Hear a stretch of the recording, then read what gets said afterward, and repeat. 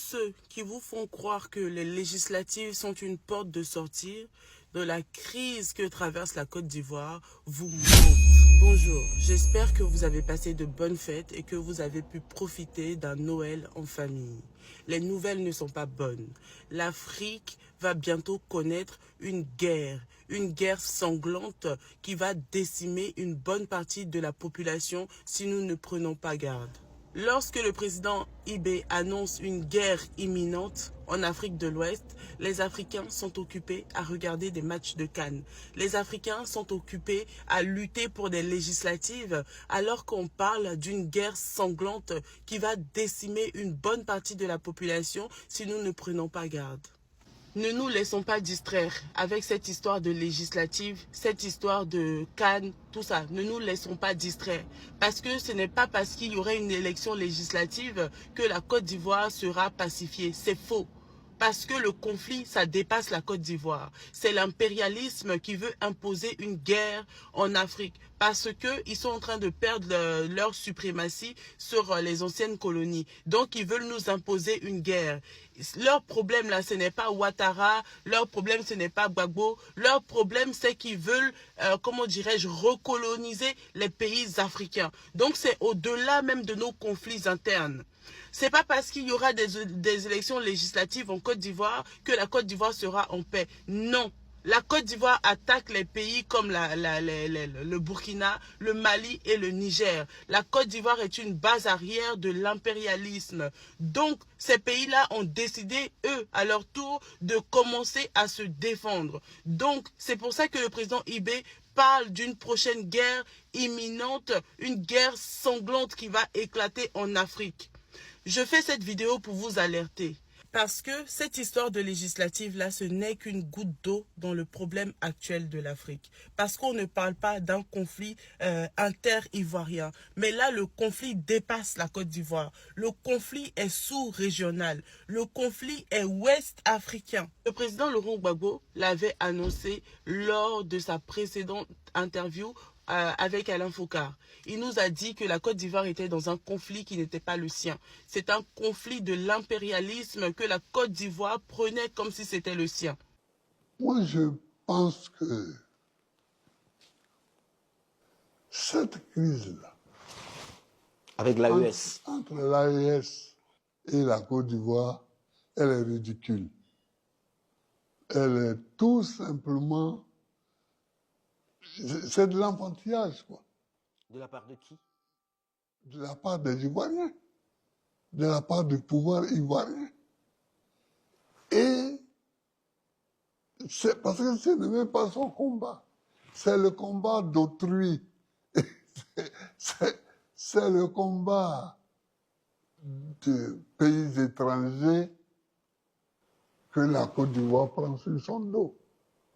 Comment ça? Vous pensez qu'aujourd'hui... Oui. Or, la Côte d'Ivoire ne peut pas vivre sans être en bonne relation avec le Mali, avec le Niger, avec le Burkina Faso. Nous sommes un bloc. Nous sommes un bloc. Ibé aussi revient aussi sur la même information. Quand vous voyez des présidents de cette trempe-là venir plusieurs fois sur ce genre d'informations, dire qu'il y a quelque chose qui se prépare contre les peuples africains, il y a une guerre qui ne nous concerne pas, qui va, comme on appelle, éclater dans la sous-région, il faut qu'on fasse gaffe, il faut qu'on on fasse attention. Et moi, je pense que c'est sur ça que nous devons communiquer. Qu'adviendra-t-il donc du panafricanisme quand l'hiver viendra? L'hiver viendra parce que la guerre se transporte en Afrique de l'Ouest. Les impérialistes font tout pour mettre l'Afrique de l'Ouest à feu et à sang. Mais du sommet de l'État jusqu'à certaines populations, soit nous faisons semblant de ne pas voir venir le danger, ou bien nous sommes nous-mêmes complices de ce qui va arriver. Le chaos pourrait s'installer. Je dis bien pourrait s'installer. Beaucoup de gens pourraient mourir. Nous allons nous entretuer de manière tellement atroce que pendant ce temps, ils seraient là à piller nos richesses, à imposer leur volonté Et ceux qui vont survivre de cette tragédie n'auront que deux choix. Soit s'unir pour toujours contre l'impérialisme ou se résumer à être des esclaves jusqu'à disparaître.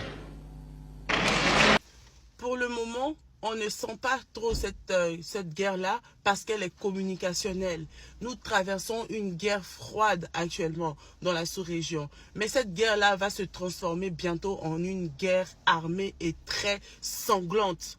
Une guerre qui va décimer une bonne partie de nos populations si nous ne prenons pas garde. Le président Ibé a dit, pendant que nous serons là en train de nous entretuer, les Occidentaux, les impérialistes seront là en train de pomper nos ressources. Nous devons faire attention, chers Africains. Nous devons faire attention.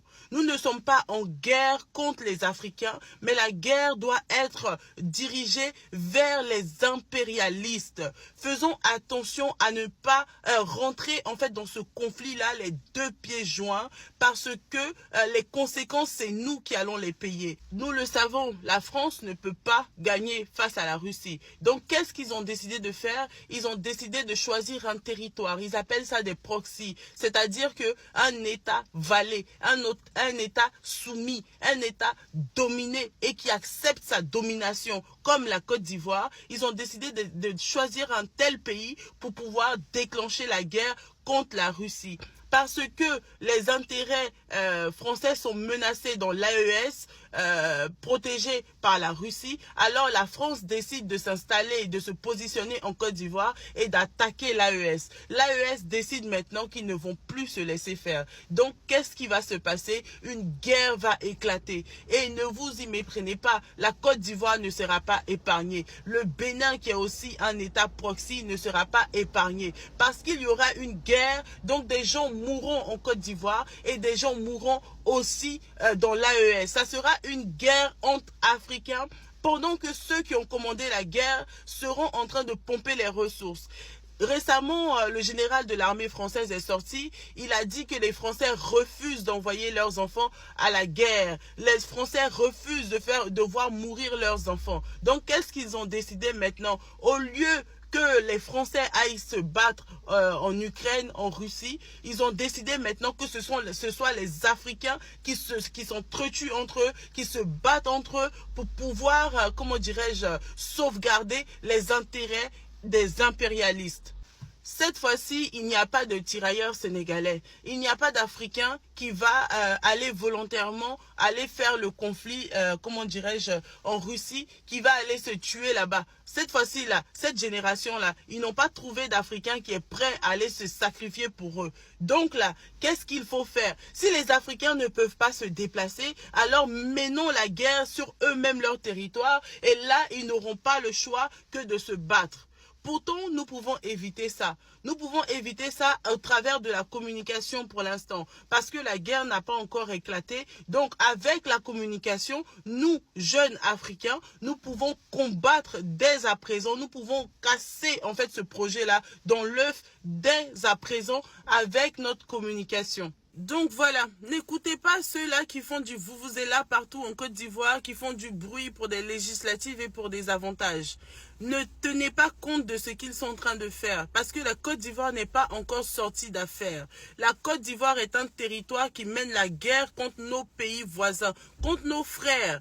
Donc là, bientôt, il y aura des représailles. C'est de ça qu'il s'agit. Nous, Ivoiriens, nous devons communiquer, nous devons lutter pour que la Côte d'Ivoire arrête de menacer les pays voisins et que nous ayons une paix et une paix véritable.